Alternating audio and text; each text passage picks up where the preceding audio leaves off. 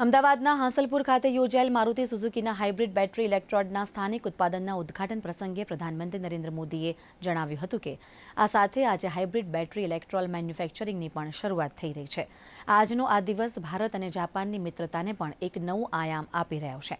હું દેશના તમામ નાગરિકો, જાપાન અને સુઝુકી કંપનીને ખૂબ ખૂબ અભિનંદન આપું છું. વધુમાં તેમણે જણાવ્યું કે આવનાર સમયમાં મારુતિ નવી ઉડાન ભરશે. Make in India, make for the world,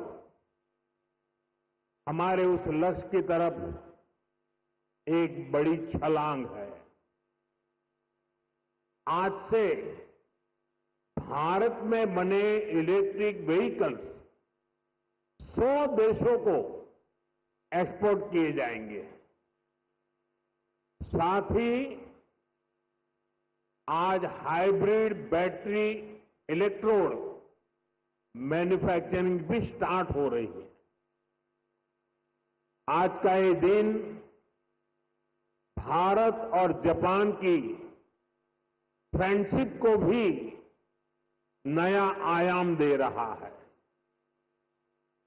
मैं सभी देशवासियों को, जापान को, सुजुकी कंपनी को बहुत बहुत बधाई देता हूं.